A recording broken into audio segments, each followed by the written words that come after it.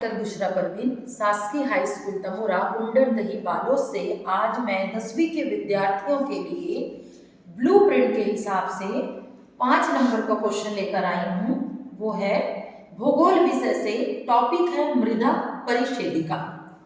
जब हम भू संसाधन की बात कर रहे होते हैं तो जो सबसे महत्वपूर्ण चीज है वो है मृदा। अब हम सबसे पहले मृदा के बारे में जानेंगे। पृथ्वी के धरातल की ऊपरी परत या मिट्टी जिस पर वनस्पति उगती है, वनस्पति हो, जीव जंतु हो या मनुष्य हो, सभी मिट्टी पर डिपेंड करते हैं।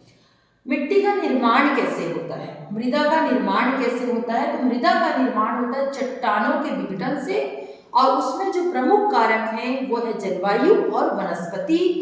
मृदा का चट्टानों का अपरदन होता है, कटाव होता है, धीरे धीरे वे छोटे छोटे कणों में बढ़ते हैं और उसके पश्चात मृदा का निर्माण होता है। तो उसमें जो वनस्पति है, जीव जंतु है, सड़े गड़े सारे उससे मिलकर मृदा का निर्माण होता है। जाहिर सी बात है, जब उसका निर्माण इन सब चीजों से होता है तो बहुत ही उपयोगी है और वनस्पतियों के लिए महत्वपूर्ण है। चलिए हम बात करते हैं इसके उपयोग के बारे में। तो मिट्टी का उपयोग मृदा के बारे में जीव जंतु वनस्पति कोई भी अपने जीवन की कल्पना नहीं कर सकते, क्योंकि जब मनुष्य उसका उपयोग करता है तो वह बहुत सारी चीजों में करता है। ईंट है, ईंट बनाना, बर्तन बनाना, खिलौने, मूर्ति, हमारा घर भी उस पर ही बनता है।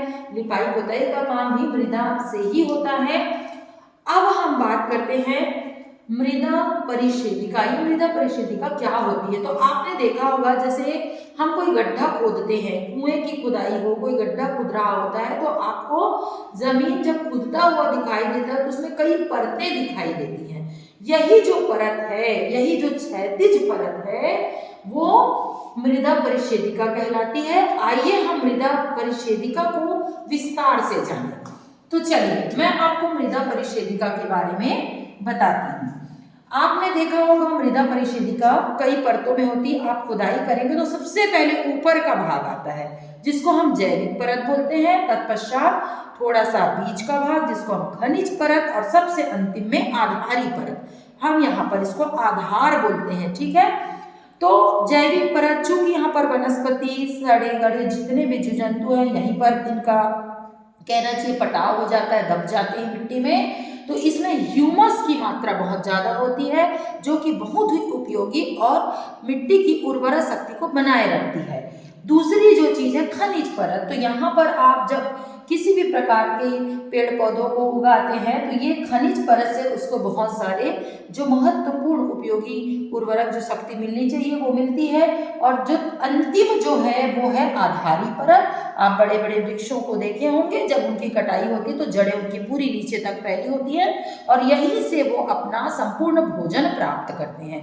तो आज का जो हमारा टॉपिक है मृदा परिच्छेदिका, और ये बहुत महत्वपूर्ण टॉपिक है और कक्षा 10वीं के विद्यार्थियों के लिए इस बार यह परीक्षा में आ सकता है। तो आप विद्यार्थी इस टॉपिक की बहुत अच्छे से तैयारी करें, और मैंने कैसे बनता है, निर्माण कैसे होता है, उसके उपयोग क्या हैं, मृदा परिच्छेदिका क्या है, आप इसकी पूरी तैयारी इस टॉपिक से कर सकते हैं।